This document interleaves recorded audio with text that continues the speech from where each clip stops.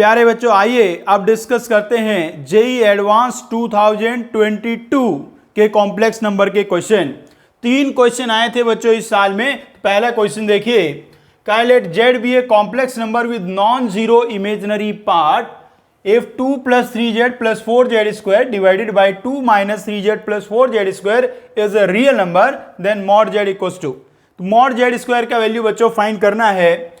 भाई बच्चों, यदि कोई कॉम्प्लेक्स नंबर जैसे ये वाला नंबर है, ये रियल नंबर कब होगा? जब इसका कॉन्जुगेट इसके इक्वल होता है। तो इसका कॉन्जुगेट मुझे इसके इक्वल पुट करना है, लेकिन थोड़ी समस्या है, ये तो बड़ा ही कॉम्प्लिकेटेड है। इसका कॉन्जुगेट निकालूंगा फिर सॉल्व करूंगा तो बड़ा ही मुश्किल होगा। इसको थोड़ा सिंप्लीफाई कर लेता हूं।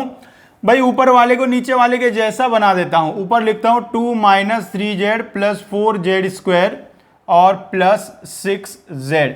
भाई यहाँ प्लस 3z था तो मैंने माइनस 3z और प्लस 3z और कर लिया। अब बच्चों अलग अलग डिवाइड कर देता हूं। अलग अलग कर दिया गया है डिवाइड, ये बन गया है मेरे प्यारे बच्चों। देखिएगा अब मेरे बच्चों जो फर्स्ट है आपका फर्स्ट टर्म, ये तो बन चुका है 1, ये बन गया है 1।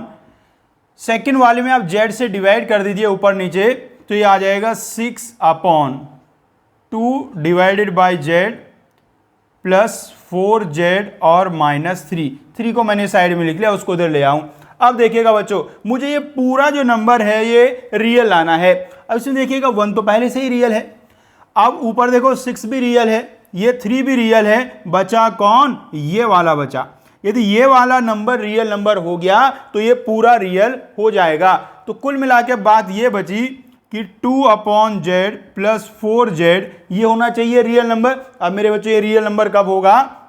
जब इसका कॉन्जुगेट इसी के इक्वल होगा। इसका कॉन्जुगेट ये बन गया। भाई वैसे तो मैं चाहता तो यहाँ से 2 कॉमन लेके भी काट ही सकता था, चाहो तो अभी भी काट दो। 2 कॉमन लेके काटोगे तो यहाँ 1 बचेगा, यहाँ 2 हो जाएगा और यहाँ 1 हो जाएगा और यहाँ 2 हो जाएगा।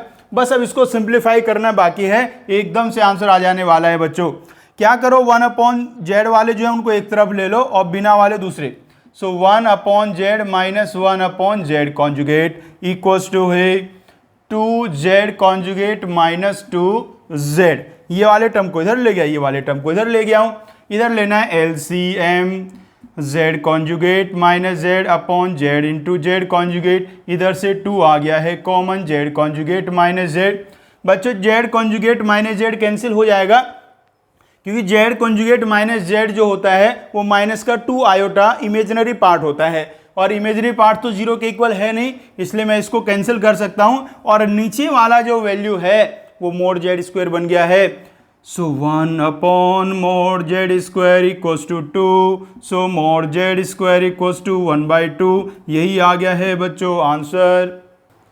आइए बच्चों, कॉम्प्लेक्स नंबर का एक और क्वेश्चन जो जेईई एडवांस 2022 में पूछा गया था, बेहद ही आसान क्वेश्चन है बच्चों। ये एक इक्वेशन आपको गिवन है और इसको सेटिस्फाई करने वाले जो नंबर्स हैं, मतलब इस इक्वेशन के जो रूट्स हैं वो बताना है कितने रूट्स होंगे। पहले इक्वेशन को जरा थोड़ा ध्यान से देखिए, ध्यान से आप देखेंगे पता चल रहा है z इक्वल्स टू 0 इसको सेटिस्फाई कर रहा है। तो एक रूट तो मुझे ऐसे ही पता चल गया बिना मेहनत के कि z इक्वल्स टू 0 है, तो एक रूट तो ये आ गया है। अब आगे मैं सॉल्व कर लेता हूं जी। अब देखो इसमें क्या करो जी, एक z कॉन्जुगेट वाले एक z स्क्वायर वाले, दोनों को अलग अलग कर लेते हैं। z कॉन्जुगेट वाला इधर ले आओ, z conjugate minus iota z conjugate, इसको उधर लेके जाऊंगा तो ये बन गया आयोटा z स्क्वायर और प्लस z स्क्वायर। यहाँ से z कॉन्जुगेट कॉमन लिया गया 1 माइनस आयोटा, इधर से z स्क्वायर कॉमन लिया तो 1 प्लस आयोटा आ गया। बच्चों यदि मैं दोनों साइड इसका मोड कर देता हूँ, इसको इक्वेशन 1 मान के छोड़ दीजिए, दोनों साइड मोड कर दीजिए। मोड करेंगे, यहाँ आ गया मोड z कॉन्जुगेट, इसका मोड आ जाएगा √2 और इसका मॉडुलस आ गया भी मोड z स्क्वायर और ये आ गया √2। √2 से √2 कैंसिल हो जाएगा। z कॉन्जुगेट का जो मोड होता है वो मोड z के ही इक्वल होता है। So mod z equals to mod z square आ गया है बच्चों। तो यहाँ से मोड z का वैल्यू आ गया है 1 बच्चों, मोड z का वैल्यू 1 आ गया है। अब मोड z का वैल्यू 0 भी हो सकता था, दो बातें होती थी भी, मोड z का वैल्यू 0 आता है या तो 1 आता। मोड z का वैल्यू 0 आता तो z का वैल्यू 0 हो जाता, वो केस मैंने पहले ही ले लिया है। तो यहाँ मोड z इक्वल्स टू 1 बचा है। अब बच्चों यदि मोड जेड इक्वल्स टू 1 है तो z conjugate equals to 1 upon z होगा। अरे mod z square z into z conjugate होता है ना, तो उससे अब ये वाली इक्वेशन के पास वापस जाइए। यहां जेड कॉन्जुगेट को आप क्या लिख दीजिएगा, 1 अपॉन जेड लिख दीजिएगा यहां। तो क्या बन गया है 1 upon Z into 1 minus iota equals to Z square into 1 plus iota. इस जेड को उधर ले जाइए, सो बन गया है जेड क्यूब। सो यहाँ बन गया 1 minus iota upon 1 plus iota. इसको सॉल्व कर दिया जाएगा तो ये माइनस आयोटा ही आ जाएगा। अरे कुछ नहीं करना, कॉन्जुगेट से मल्टीप्लाई डिवाइड करना है। तो जेड क्यूब आ गया है माइनस आयोटा, तो जेड क्या होगा, cube root of minus iota. और बच्चों हम कॉम्प्लेक्स नंबर में जानते हैं किसी भी नंबर का जितने वाला रूट करते हैं, जैसे क्यूब रूट करते हैं तो उसके 3 वैल्यू आते हैं, फोर्थ रूट करते हैं तो 4 वैल्यू आते हैं। तो यहाँ आपने क्या किया है, क्यूब रूट किया है, तो यहाँ से जेड के कितने वैल्यू आएंगे, 3 वैल्यू आएंगे। मीन्स यहाँ से आएंगे 3 रूट्स, और एक रूट पहले से ही कौन आ चुका है, 0 आ चुका है। तो कुल मिला के कितने रूट्स इसके हो गए मेरे बच्चों, 4 रूट्स हो गए हैं बच्चों। आइए बच्चों एक और बेहतरीन सवाल जेईई एडवांस 2022 का कॉम्प्लेक्स नंबर से। ये सवाल थोड़ा बढ़िया था। अभी जो मैंने पहले 2 क्वेश्चन किए जेईई एडवांस 2022 के, वो आसान वाले थे, ये थोड़ा सा अच्छा सवाल था।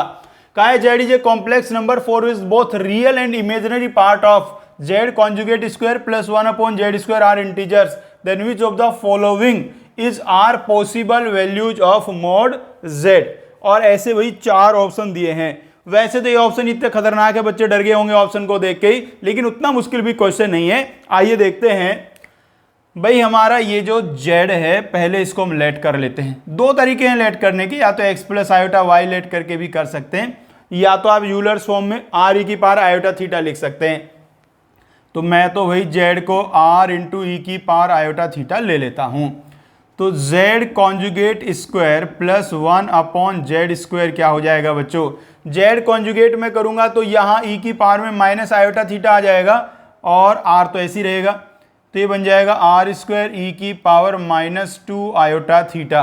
यहाँ आप देखेंगे तो बन जाएगा 1 अपॉन आर स्क्वायर। नीचे ई की पावर आयोटा थीटा का स्क्वायर आएगा, ऊपर जाके वो भी ई की पावर माइनस आयोटा 2 थीटा बन जाएगा बच्चों। अब यहाँ से आप ई की पावर माइनस आयोटा 2 थीटा को कॉमन ले लीजिए, तो ये ऐसा बनेगा। ये आ गया मेरे प्यारे बच्चों, Z conjugate square plus 1 upon Z, ये आ गया। और ये कहा गया है इस नंबर का, इस कॉम्प्लेक्स नंबर का रियल पार्ट और इमेजिनरी पार्ट दोनों इंटीजर्स हैं। तो यदि मैं इसको ऐसा मान लेता हूं, मान लीजिए a प्लस आयोटा b, तो यहाँ जो a और b हैं वो दोनों ही इंटीजर्स हैं। a और b इंटीजर्स हैं बच्चों, बिलोंग्स टू z हैं, इंटीजर्स हैं। अब बच्चों इसमें आप क्या करें, मुझे निकालना क्या, मोड जेड निकालना है, मोड जेड का वैल्यू निकालना है। मोड जेड मतलब कि आर का वैल्यू आपको निकालना है। आप क्या करिए, दोनों साइड, इस कॉम्प्लेक्स नंबर का दोनों साइड मोड कर दीजिए। तो यहाँ जो ई की पावर 2 आयोटा थीटा, आप जानते हैं ई की power iota theta cos theta plus iota sine theta होता है, तो इसलिए उसका मॉडुलस तो आ जाएगा 1। तो बचा ये यहाँ r square plus 1 upon r square, और इक्वल्स टू आ गया under root of a square plus B square. ऐसा बच्चों आ गया है। दोनों साइड आप स्क्वायर कर लीजिए, आर की पावर 4 प्लस 1 अपॉन आर की power 4 plus 2 equals to A square plus B square. ऐसा मेरे प्यारे बच्चों बन गया है। अब बस यहां से सॉल्व करके आपको आर का वैल्यू निकाल देना, और घबराने की जरूरत नहीं हुई। देखो यहाँ ये जो आर का वैल्यू है, आर मतलब मोड जेड है, वो पावर में 1/4 लिखा हुआ है। इसका मतलब आर की पावर 4 का वैल्यू निकल जाएगा, तो फिर उसकी पावर 1/4 करके आ जाएगा। तो भाई इसमें मैं क्या करता हूं मेरे बच्चों, r की पावर 4 को कुछ लेट कर लेता हूं। r की पावर 4 को मान लीजिए मैंने t लेट कर लिया है।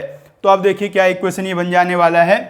ये इक्वेशन कुछ ऐसा बन गया बच्चों, यहां से देखो t plus 1/t equals to A square plus B square minus 2, ऐसा बन गया है। इसको एक क्वाड्रेटिक इक्वेशन बनाया जाएगा, T square minus A square plus B square minus 2 into T plus 1 equals to 0। T को उधर ले गया और फिर इस साइड ले आए। अब इस क्वाड्रेटिक को कर देता हूं सॉल्व, क्वाड्रेटिक फॉर्मूला लगाऊंगा इसमें। टी का वैल्यू आ गया भाई माइनस बी की जगह ये वाला वैल्यू है, तो A square plus B square minus 2 plus minus under root of इसका square A square plus B square minus 2 का होल स्क्वायर, और माइनस में आ गया है 4, और अपॉन में कितना आएगा 2। ये बच्चों आ गया, ये बेसिकली r की पावर 4 का वैल्यू आ गया है। मतलब ये जो पावर 1/4 है इसके अंदर जो लिखा है ये उसका वैल्यू आ गया है। अब देखो इसका आंसर आप ऑप्शन से ही चेक कर पाएंगे, क्योंकि बहुत सारी पॉसिबिलिटी यहाँ है, ए और बी की बहुत सारे वैल्यू हो सकते हैं, तो टी के बहुत सारे वैल्यू आ सकते हैं, तो ऑप्शन से ही चेक होने वाला है। अब देखिए एक तो यदि ऑप्शन आपके पास है ना, देखो यहाँ से सारे ऑप्शन देख लो, इन ऑप्शन से ही आपको डायरेक्टली पता चल सकता है कि क्या आने वाला है। एक ऑप्शन में मुझे ऐसा लग रहा है शायद मैंने अपॉन वाला 2 छोड़ दिया है भाई, हाँ बिल्कुल सही, मुझे याद आ गया, यहाँ पहले ऑप्शन में भी अपॉन में 2 आने वाला है। तो अब देखिए मेरा जो वैल्यू आया है उसके अपॉन में कितना आया है, 2 आया है, और जो मेरे 4 ऑप्शन है उनके अपॉन में 2 खाली एक में ही है, फर्स्ट वाले में सिर्फ अपॉन 2 है, बाकी में 4 है और 6 है बच्चों। इसलिए आंसर तो होने वाला है कौन सा, फर्स्ट वाला ही होने वाला है। इसको आप चेक भी कर सकते हैं, तो इसके लिए आपका a² + b² - 2 का वैल्यू कितना होना चाहिए, 43 होना चाहिए। a² + b² - 2 का वैल्यू 43 होना चाहिए। आगे वाला वैल्यू भी मैच कर ही जाएगा, ये 43 में यदि यहाँ रखूंगा तो सॉल्व करके ये वाला वैल्यू ही आएगा। बस मुझे एक बात चेक कर लेनी है, क्या a² + b², इसको उधर ले जाता हूँ, a² + b² = 45 कभी हो सकता है क्या, मेरे दो इंटीजर्स के स्क्वायर का सम क्या कभी 45 आ सकता है क्या, ये आपको चेक कर लेना है। किस किस में आ सकता है, देखो भाई एक तो छोटा 45 आपको लाना है, सोच हाँ मिल गया, एक को ले लेता हूँ 6 और एक को ले लेता हूँ 3, तो 36 + 9 45 बच्चों आ गया है, तो 3 और 6 लेके आ जाने वाला है। बाकी कोई भी ऑप्शन ना हो नहीं सकता। अब क्यों नहीं हो सकता, देखो यहाँ अपॉन में 4 लिखा हुआ है, अपॉन में 4, और यहाँ देखो क्या लिखा है, 7 लिखा है, 7, तो इस तरीके आप समझ पा रहे होंगे। हमारे में तो अपॉन में कितना आया है, 2 आया है, इसका मतलब क्या हुआ, ऑप्शन सिर्फ फर्स्ट वाला ही करेक्ट होगा बच्चों।